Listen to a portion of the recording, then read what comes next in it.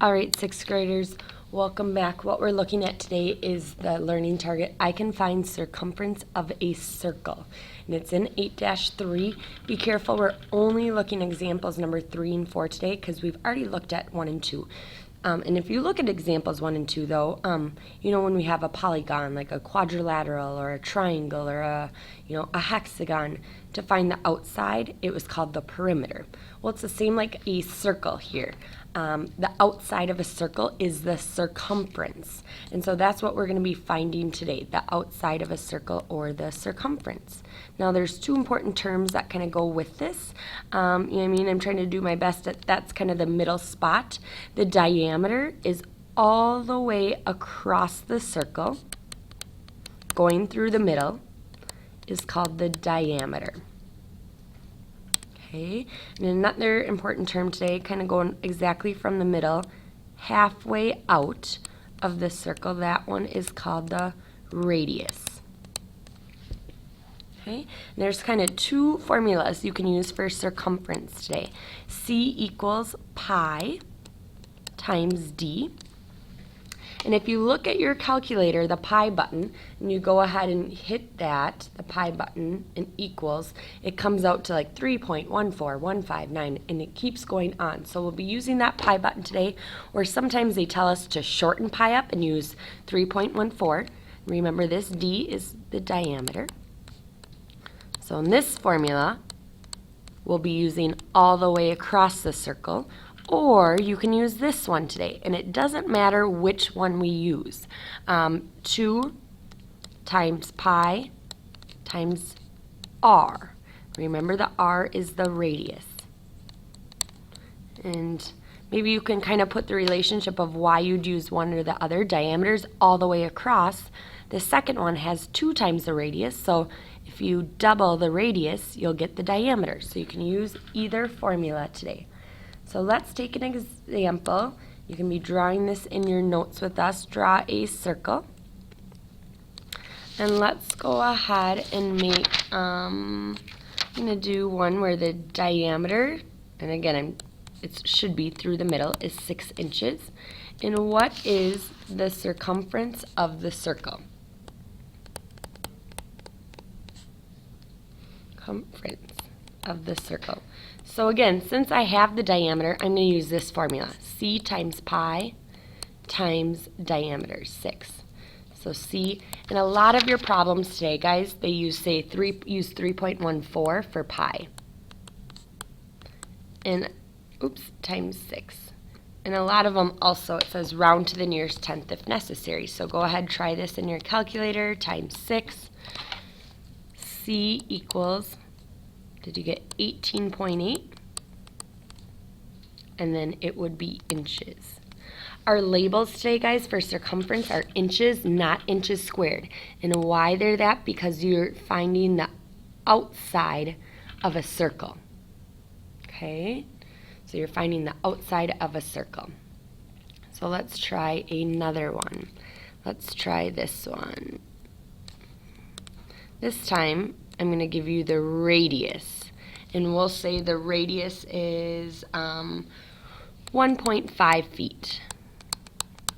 And again, we're going to find the circumference. So since I have the radius this time, guys, I'm going to use the one with the radius formula. C equals 2 times pi times the radius. So C equals 2 times 3.14. Plug in the radius of 1.5 feet. Again, since it's all multiplication, I can multiply it all across at one time. 2 times 3.14 times 1.5. I got 9.42, but again, I'm going to round it to the nearest tenth for this. So I'm going to round it to 9.4 feet. And again, it's the outside of a circle, so I don't need square for that. Okay, so those are an example of circumference. One is where I give you the diameter, one is where I give you the radius. Okay, oops, it kind of jumped around. So those are kind of one of each, kind of like example number 3. Now let's say I don't give you this circle. Let's say I just give you this. I don't know the radius. I don't know the diameter. But I'm going to tell you the circumference is, let's say, 37.7. And I want you to find out the radius and the diameter. Okay, so I'm going to go ahead and plug in the formula. I'm going to use C times pi times d. I'm going to find the diameter first. Well, I'm going to plug in what I know. Well, I know the circumference is 37.7. I know pi is 3.14 times d. Well, you might recognize this. It just turns into stupid line problems. So instead of having everything on the right side, I got to get rid of the 3.14. 3.14. So I'm going to go ahead and do that math. 37.7 divided by 3.14.